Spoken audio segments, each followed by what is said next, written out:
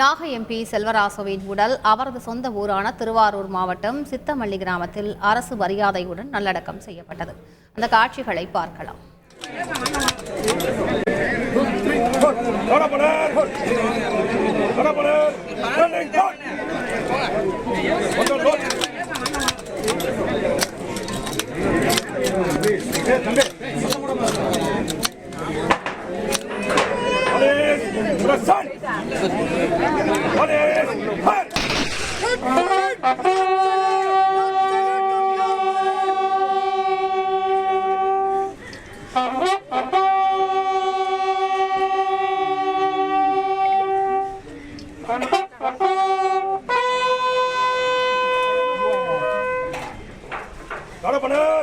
Reload!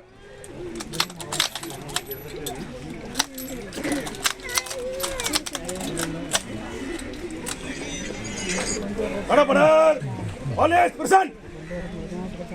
Fire!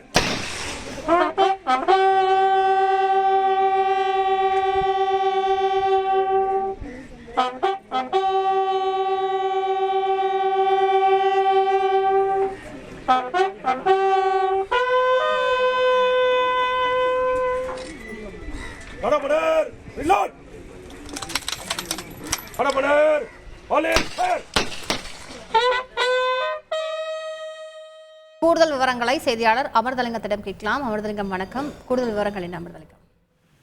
வணக்கம். உடல்நல குறைவு காரணமாக சென்னை தனியார் மருத்துவமனையில் காலமான இந்திய கம்யூனிஸ்ட் கட்சியின் நாகை எம்பி செல்வராஜின் உடல் நேற்று மதியம் அவரது ஊரான சித்தமல்லி வீட்டிற்கு கொண்டு வரப்பட்டது.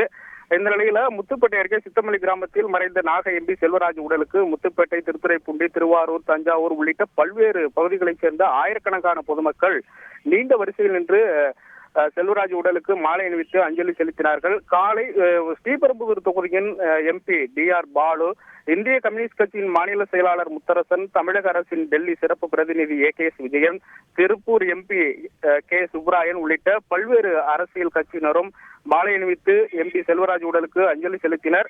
ஆயிரக்கணக்கான பொதுமக்கள் நீண்ட வரிசையில் அஞ்சலி செலுத்தினர்.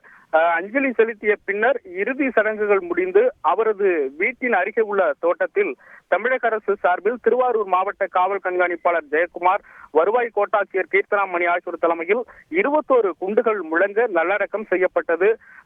செல்வராஜ் உடலை பார்த்து உறவினர்கள் மற்றும் பொதுமக்கள் கதறி அழுத சம்பவம் பகுதியில் பெரும் சோகத்தை ஏற்படுத்தியது. மேலும் பாதுகாப்பு பணியில் 100க்கும் மேற்பட்ட போலீசார் ஈடுபட்டுள்ளனர்.